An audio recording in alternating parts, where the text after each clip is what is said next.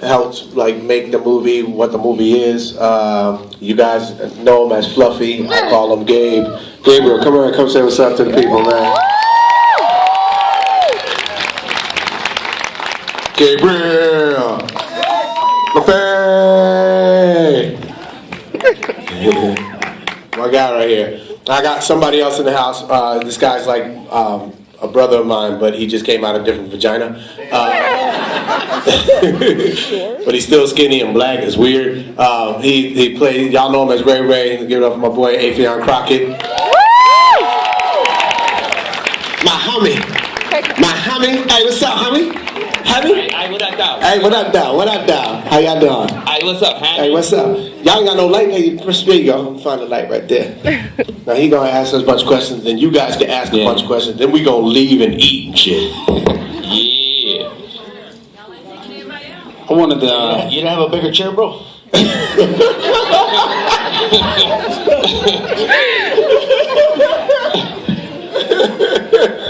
That's hilarious. I'm sorry, bro. He said what? He's serious. He's serious. He's serious, though. Yeah, so I want to start off with asking, like, when you write these movies, because you write them, of course. Yeah, me and my producing partner and writing partner, Rick Alvarez. Yeah. Long time. Been working with me since, like, for the last 10, 12 years. Cool. So when you write them, do you have... You said cool, like I ain't asked you all that. Cool, Rick Alvarez. When you write them, do you have particular people in mind, like we see, you know, Gabriel is in this one, or do you just write and hope, you know, go out to people or reach out to them, or do you already have them in mind? I just kind of write them. Most of the time I just write them, and I'm weird. Like when I write somebody else's character, I write it as though I'm doing it. So I always give people like long monologues, or, you know, they're pretty in-depth and pretty funny characters. And most of the time my character is the least funniest ever written, and I just find mine along the way. But Gabe was different because I did a gig with Gabe in El Paso, Texas, and I was like, "Yo, you're fucking funny. You should do movies." Okay. He was like, "Well, then write something, fucker." I was like, "Hey, little gang member in there." And so I said, "Okay, if I write it, then you gonna do it?" He goes, "Yeah." So I wrote something, and you know, he came in and read with me, and you know, there was magic, and I was just like, you know, over Twitter, I hit him up. I was like, "You got it." He's like, "Oh, I'm there. Let's do it, bro." So that was, and Afion, every movie I do, I got it. Yeah. I literally go, "Man, what's some good shit for Afion?" You know, because I just know. There's people that you know is always going to be funny. Right. He's one of those guys that, you know, I remember we cast Afion, what was it, a pilot? Marcus Felony Brown. Yeah, Felony Brown. Yeah, never made the light of day, but you was hilarious in that shit. They canceled us before we even started, but man, this man was genius. I was funny on that editing room floor. Some genius. Right. So, so with Afe, you know, I like to put Afe in things because I know Afe is always going to bring it. Yeah, so when you're writing, now it seems like a lot of this, because a lot of things that's happening right now, television, film, is improv, like people improvising. And it seems like some of that stuff, you know, is like, did you write all that? Like leaving the homie, you know, is that something you came, or is that just everybody knows when they work with me or work with my family, man, it's a blueprint. And we you all right, man? Did he just fall? I'm sorry, he just did a split, and then I was like James Brown over the podcast. Little fluffy James Brown over here, man. And then, nigga, what are you filming from that angle? It's like you guys got their faces, I got their cocks. Like you shooting the porn from down there. Like, I get up underneath the sack real quick. Hey, do what you gotta do, man. You gotta pay for that. Fill the charges for them shots. Do what you gotta do, man. It's always a blueprint, and I like to go. If anybody got something to add, yo, do it. You know, because I write a funny script and I hire funny people to make the script funnier. Right. So oftentimes we don't stick to what the lines are. Sometimes we go, all right, what will be funny here? And then it's so crazy and so crazed when we're filming because we ain't got no budget. Right. And we're doing this like literally, like we ain't got no air conditioning. Yeah, at one point he lost so much damn weight, I thought it was Julio Iglesias I was working with.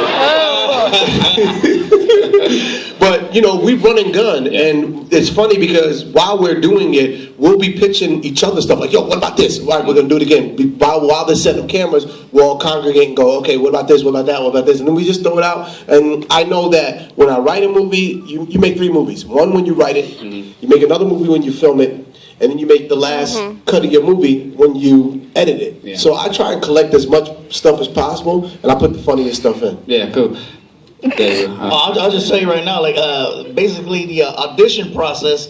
He's not lying, man. This is very much improvised because I messed up that audition bad. They gave me the script, I couldn't memorize it, man. I just got off a flight and then I went in there. I screwed up the whole audition in front of him and all the producers, and then Marlon goes, "Yo, man, let's just riff for a minute." And next thing I know, we just started taking little jabs at each other. And like all the racist stuff you see in this movie, that was us day one. And I heard some of you going, "I can't believe you said that." I was letting him say that. Ooh.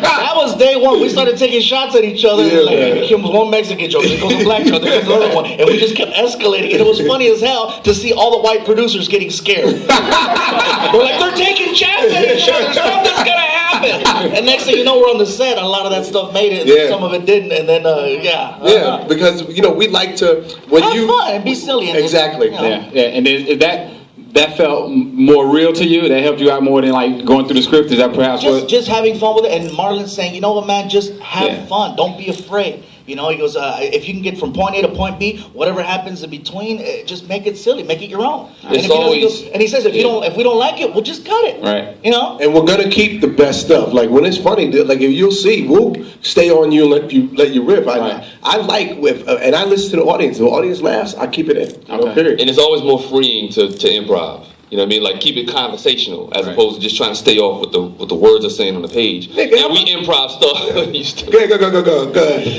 improv stuff that we know y'all gonna laugh at. Like when he was lying on the ground, knocked that out. World Star was the first thing. World Star.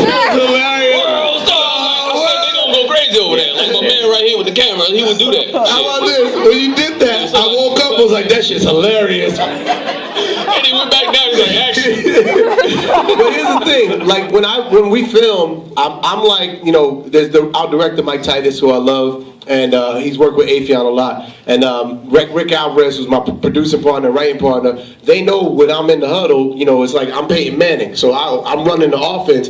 But literally, our last scene in the movie, we improvised that whole ending. Like, that wasn't written. The whole ending where he gets dragged out at the end when he's like, we're all-star. We came up with that right there on the day, like, we need a better ending. And we just was like, all right, well, he literally called me at 9 p.m. I was on set at 10.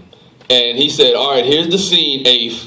You got to go through the house, find all these dead people, just go from there. And I was like, all right, cool. And I start walking through, hey, my cousin's in there, you know what I mean, doing all that crazy. And it was just fun. It was just freeing. And that's the magic to me of working with guys like, you know, working with veterans, because they know the science of comedy. I could trust them, you know, with making people laugh. So it's not just about me. It's about really a band playing, man. We're like a jazz quartet, man. I'm Miles Davis, by the way. So, Avion, how was it for you coming back the second time? Because you was in the first one. This was your first time in